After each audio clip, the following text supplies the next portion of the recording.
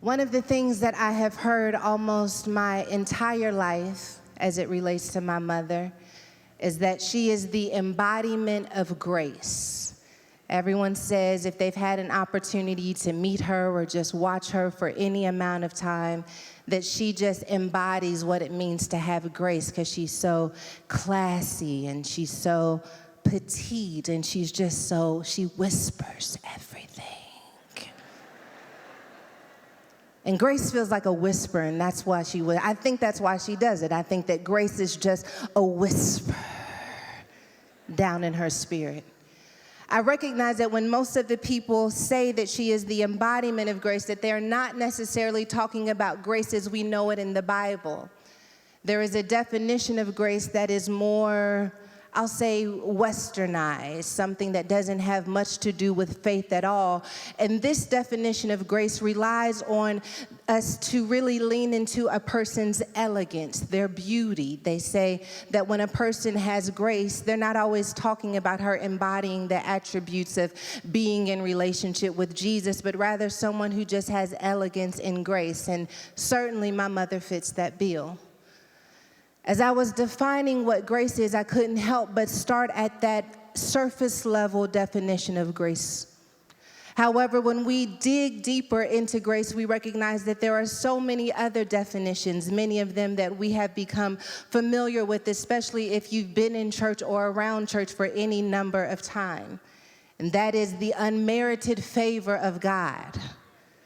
When we define grace theologically or in the context of church, we see it as the unmerited favor of God, or something that you may have heard, a divine influence of the heart. So when we say that God's grace is with us, or God's grace is what empowered us, we're talking about God doing something in our heart that allowed our heart to turn even when we didn't realize that we needed it to turn, or that God turned his heart to us in ways that we didn't deserve or could not have earned. That is what grace is when we talk about it in the context of church and theology. And yet, when I was studying grace, I went even deeper and recognized that the word that is translated into grace in the New Testament of the Bible is a Greco-Roman word. This Greco-Roman word that was translated actually is charis. Charis is the word that is translated as grace. And when I looked at charis, apart from our, Christianese church version of what grace is, when I just looked at it purely in the historical context of charis, what I learned is that charis was a system that was used in the Greco-Roman era. And in this system of grace called charis, it is when one person gave a gift to another person. The only thing is that the person who gave the gift often had a higher value gift or a higher value position than the person who was receiving it. So charis is like a king and a servant. And a servant gives a gift to a king, and though his heart is well-intended, though it has high value based on where the servant is, from the king's perspective, it is a lesser value. But still, because they have engaged in this relationship, this system of grace, just because he gives him something of lesser value, it doesn't mean that he is disqualified from being in relationship with him, because charis allows for us to give something on a lesser value and still be in relationship with the person who we're giving the gift to. When we see charis in the text, really we have to look at it in this cultural, historical context if we want to accurately determine what it means to really experience God's grace. Because Paul, the writer, a Roman citizen, cannot separate the context of charis from what he is translating into our relationship with God. So when he says in 1 Corinthians, when he talks about grace, I pulled a text as an example in 1 Corinthians 15, 9 through 10. Put it on the screen for me. He says, for I am the least of the apostles. He starts off already setting his value low. I am the least. I have less value. I'm not like some of the other apostles who actually walked with Jesus. I'm not high and mighty. I'm the least of the apostles who am not worthy to be called an apostle because I persecuted the church of God. But then it continues and it says, but by the grace, because I made an exchange with God, it's not that I don't have the least amount of value, but by the grace of God, I am what I am. You could appraise my worth based off of what I did, and you would be right to say that I have no value. But if you appraise my worth by who I am connected with, then you would recognize that who I am connected with automatically took my stakes up. It is by the grace of God that I am who I am. You're right, I'm not educated enough. You're right, I don't have the right connections. You're right, I have no business being in this pulpit, but by the grace of God, I am what I am. You're right about it. I shouldn't be here. I shouldn't be raising the family. I shouldn't be starting the business, but by the grace of God, I am what I am. Some people are jealous of what you did. They don't realize that what you did was done by the grace of God. You and I are actually no different, but by the grace of God, I am what I am. You could act cute in this place if you want to, but I know there are some people in this room who are only in this room because grace said, I will align with you. And no, you're not my best option. And no, you're not my best choice. But if you're willing to give me an exchange, I made an exchange. There's some people in this room who made an exchange with God. And the exchange they made with God didn't even have any value to God. God gave you addiction and he gave you a ministry. You gave God addiction and he gave you a ministry. You gave God low self-esteem and he gave you a business. God gave me an exchange. It don't even make sense because what I gave him doesn't match what he gave me in return. I gave you disobedience and you gave me another shot. I gave you reckless and you ordered my steps. I wish there were some people in this room who knows that God, what I gave you wasn't nothing compared to what you gave me. You see, I know what I gave them. See, I tell other people, no, I studied for this. No, I went to school for this. But when it's me and God in the prayer closet, God's able to help me understand. Now, you know you didn't really give me much to work with. You know you was lying your face off. You know you was sleeping with anything that would walk. You know you didn't give me nothing to work with. But by the grace of God, when God's grace breathes on you, it takes your nothing and turns it into something. The grace of God is why I'm in this room. The grace of God is why I have another chance. The grace of God is why I know I'm going to see the goodness of God. The goodness of God and the grace of God that keep messing with me every time I think I'm giving him something, a value. He says, that's nothing to me. Let me breathe on it and expand it.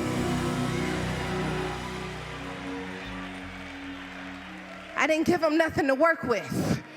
I didn't give him nothing to work with. I didn't have no ingredients. But God says, if you just give me what you have, if you just give me what you have, I know it doesn't seem like a lot. I know it looks like broken pieces. I know it may look like abortion. I know it may look like you died. I know it may look like you should be locked up. But if you give me something to work with,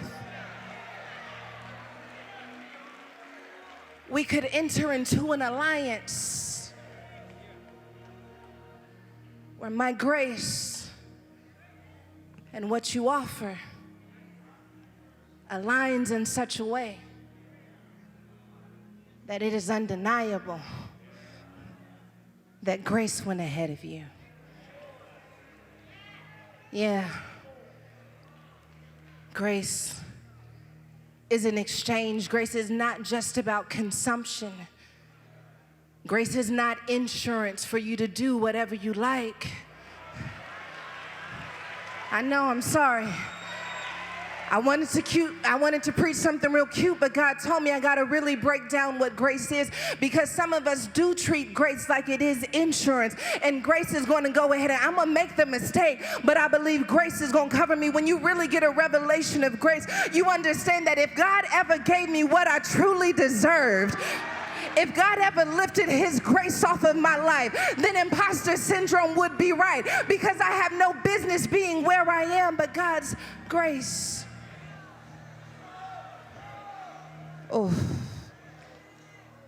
Was the grace of God that made the difference. And so when we see Paul talking about grace, and he says, it is the grace of God, I am what I am, and his grace towards me was not in vain. But I labored more abundantly than they all. I see exchange here. I am the least of them, but God gave me the grace of God. I am what I am. He changed my identity. And then when he changed his identity, when he changed my identity, says Paul, when he changed the way that I saw myself, when he changed the way I saw what he was doing in the earth, I decided that his grace toward me would not be in vain. Because grace comes with a responsibility. Because I don't feel entitled to grace just because you allowed me to have grace on credit. God help me.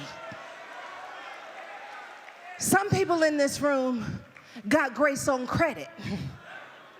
God says, I'm going to give you grace first. And then when you step into the grace, I want you to live in such a way that I know that my grace was not in vain. That you recognize what this is. Because if you recognize what this is, you won't do that again. That's why we can love people with grace for real. I don't have to condemn you to make sure you don't make the same mistake over and over again. I just got to be so good to you that you never want to be bad to yourself again. I just got to be so good to you that you never want to go back to who you were before. It is the grace of God, the goodness of God that kept showing up in his life that says, now I feel obligated. What can I render unto you, God, for all that you have done to me? I feel obligated. I am a slave to the gospel, not because I did everything right, not because he actually chained me, but because he kept chasing me with his grace. And I finally turned around and I said, God, don't you know I'm raggedy? God, don't you know I'm bad? God, don't you know you could get somebody else, but you keep chasing me into this bar. You keep chasing me into this strip club. God, what is it that you want with me? God, what is it that you can do with these?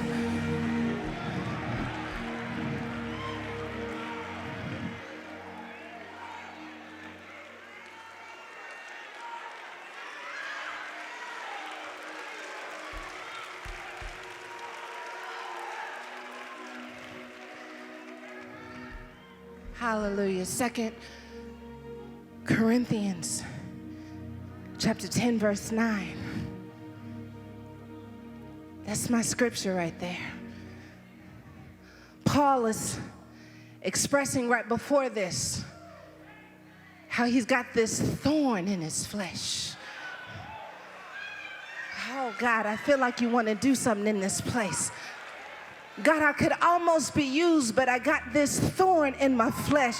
God, I could almost be of use, but there's this thing it's piercing my soul. I could almost be like them. I could almost be perfect. I could almost hold my head up high. I could almost be in ministry. I could almost lay it down. And Jesus says to him, my grace. Once again, we're not talking about grace the way we've come to know it in church.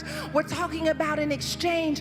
This exchange that I made is sufficient for you because my strength is made perfect in weakness. That means that if you make this exchange the right way, it won't matter what the thorn is. It won't matter where you're weak. All that'll matter is that you made an exchange with me. You give me weakness and I give you strength. You give me freedom and I will give you a real call and a purpose. If you give it to me, I'll transform it. God says, I want to marry your weakness.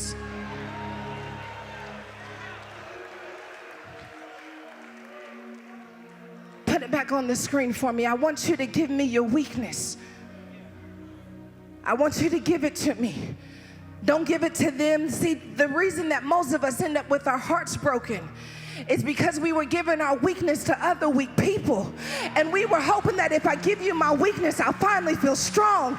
But Jesus says the reason why you needed him to walk away, the reason why you needed her to disappoint you, is because you wanted her to do what only I could do.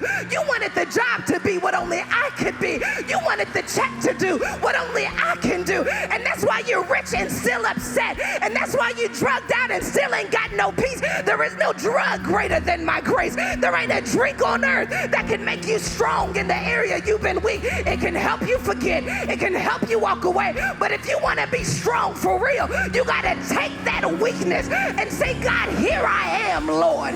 Here I am with my weak self. Here I am with my broke self. Here I am with my shattered self. The moment they call me, I go running out the door. I don't want to be weak anymore.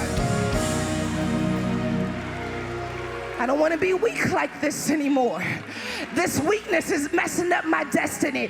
This weakness is messing up my family. This weakness is changing the way I see myself. This weakness is about to keep me from being who you've called me to be. You got to go to war with your weakness, because your weakness gonna mess you up. But when you decide that I won't let a weak thing keep me from a God thing,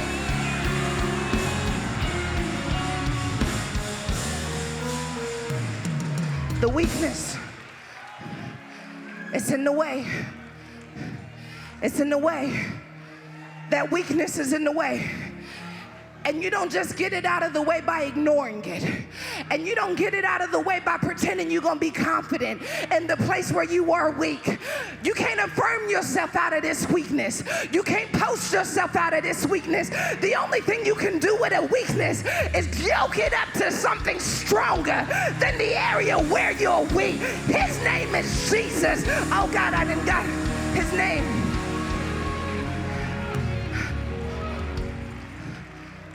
Paul says, I knew I was weak, but when I got this revelation that my weakness can have a companion, my weakness can have a companion, and that companion is his strength. When I got that revelation, I did something crazy. I started boasting in my infirmities, because the more I boast about it, the more he breathes on it, and the more he breathes on it, the power of God rests upon me.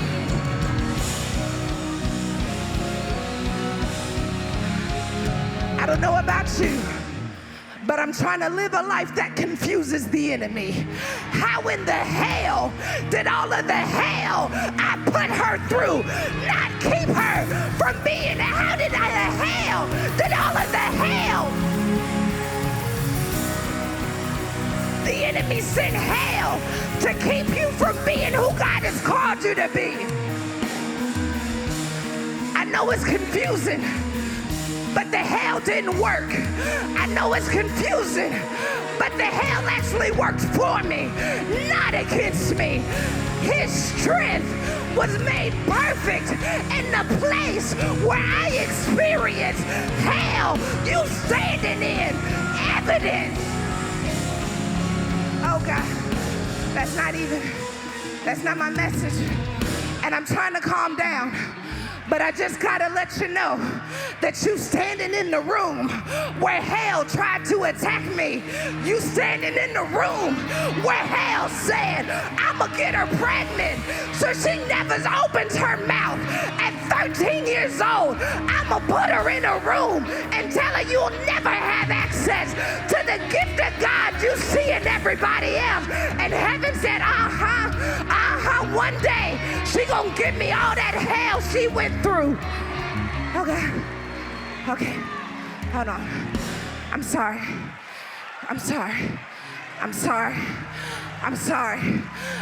if you visited for the first time. I'm sorry. You don't even know me like that. But let me tell you something. I know something about the grace of God. I know something about the goodness of God. I know I don't have no business in this place. Okay.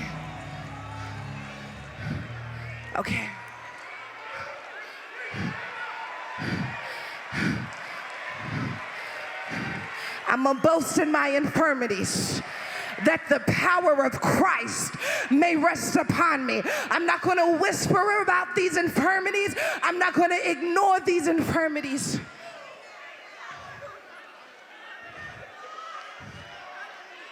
I'm going to make an exchange.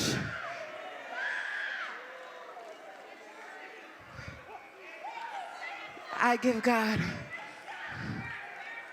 my weakness, my doubt, my insecurity, my need to perform, my need to be polished. I'm going to give him my weakness. I'm going to give him that broken little boy. I'm gonna give him that broken little girl. I'm gonna give him my weakness, my weakness. I'm gonna give him this addiction. I'm gonna give him my weakness. You see, we came in here and we looked the best that we can look. Part of it is because I'm trying to cover up some of this weakness. You think you got degree on top of degree because you really wanted education, and yes, that was it. But some of you were trying to cover up your weakness, and I hear God saying, you're trying to cover up the very thing I want to partner with. I don't want to partner with what looks good. I don't want to partner with the part of you that makes everyone feel good. I want to partner with the part of you that nobody wants, not even you. God says, that's the part that I want. I want your weakness. I want your brokenness. I want your bitterness. He left 20 years ago. You're still bitter. God says, give me that. You're not angry. You're hurting. You're not in pain. You're broken. I want